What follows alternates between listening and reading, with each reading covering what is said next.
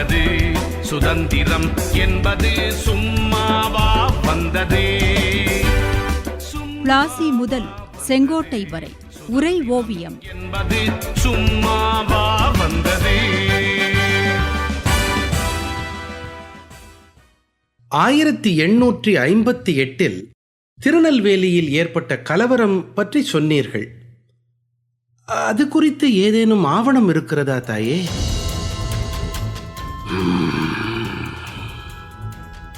இருக்கிறது, ஏராளமாக இருக்கிறது.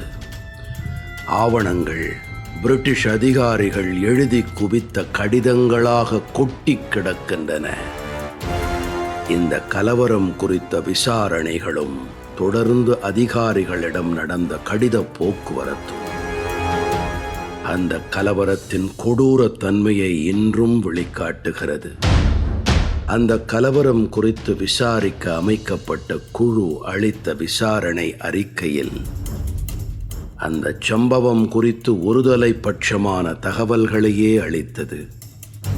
1858 டிசம்பர் 22ஆம் தேதி 6 பேர் கொல்லப்பட்டார்கள்.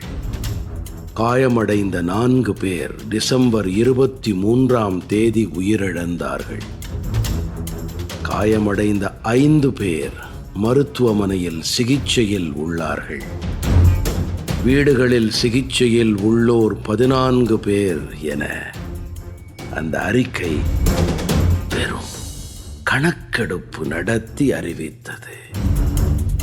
மெட்ராஸ் மாகாண அரசு மாவட்ட ஆட்சியரின் அறிக்கை அடிப்படையில் இந்துக்கள் சில பூர்வீக அதிகாரிகளால் இத்தகைய எதிர்ப்புக்கு தூண்டப்பட்டார்கள் என்று முடிவு செய்து கலவரத்தில் ஈடுபட்டதாக சந்தேகிக்கப்படுபவர்கள் மீது வழக்கு தொடர உத்தரவிட்டது. திருநெல்வேலியில் தங்களுக்கு ஏற்பட்ட இத்தகைய இழிநிலையைக் கண்டு பலர் கொதித்து எழுந்தார்கள். இதற்காக நியாயம் கேட்டு போராட்டங்களை நடத்தினார்கள். ஆட்சியாளர்களுக்கு எதிரான குரல்கள் பகிரங்கமாக ஒலித்தன. இந்த கலவரம் MNA அமைப்புக்கு அதன் குறைகளை வெளிப்படுத்த மீண்டும் ஒரு வாய்ப்பை வழங்கியது. அரசின் பாகுபாடான அணுகுமுறைக்கு எதிராக மெட்ராஸ் நேட்டிவ் அசோசியேஷன் ஆங்கில ஆட்சி எதிர்ப்பாளர்களின் பொது மாநாட்டை 1859 ஏப்ரல் மாதம் சென்னையில் நடத்தியது. அந்த மாநாட்டில் திருநெல்வேலி விசாரணைகள் முன்னெடுக்கப்பட்ட விதம் குறித்து MNA தன் எதிர்ப்பை பதிவு செய்தது. மிஷனரி நடவடிக்கைகளில் தொடர்ந்து அதிகார வர்க்கத்தின் ஈடுபாடு குறித்து அது கவலையை வெளிப்படுத்தியது. பள்ளிகளில் பைபிள் அறிமுகப்படுத்தப்படுவதை எதிர்த்தது. இந்து கல்வி நிறுவனங்களுக்கு உதவித்தொகை வழங்கும் முறையை விரிவுபடுத்துமாறு வேண்டுகோள் விடுத்தது.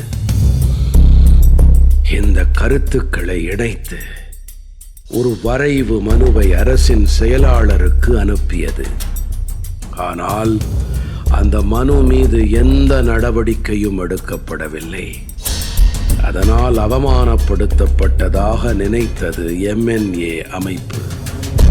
திருநெல்வேலி சம்பவத்துக்கு நியாயம் கேட்டு அமைதியான வகையில் பெரிய அளவில் போராடியும் அதனால் எந்த பலனும் ஏற்படவில்லை.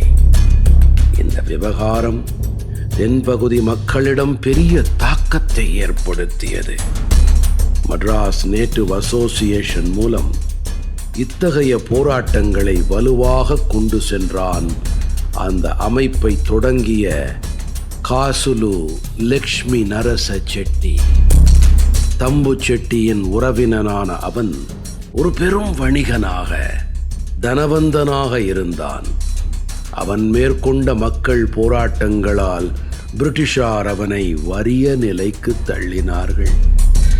வறுமையில் வாடியபடி பொருளாதாரத்தில் ஏழ்மையில் இருந்தாலும் தேசபக்தியில் பெரும் தனவந்தனாக 1868 அவன் உயிரிழந்தான்.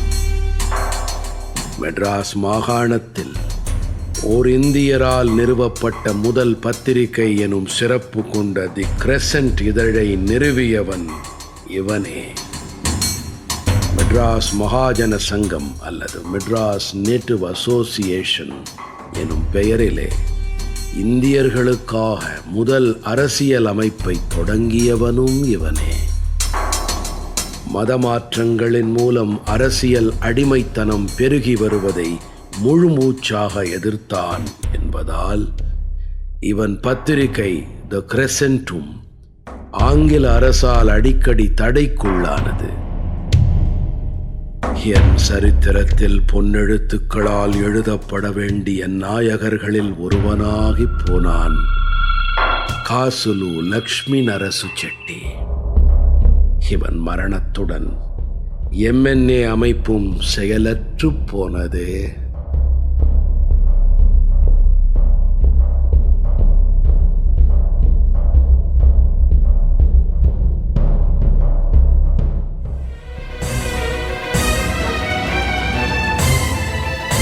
பிளாசி முதல் செங்கோட்டை வரை உரை ஓவியம் கேட்டீர்கள்.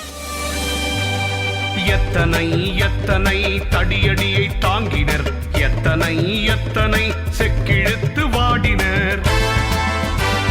தூக்கு மேடை ஏறி நின்ற காளையர்கள் எத்தனை, தாக்குகின்ற குண்டினாலே உயிரிழந்தோர் எத்தனை. படைப்பு சென்னை வானொலி நிலையம்.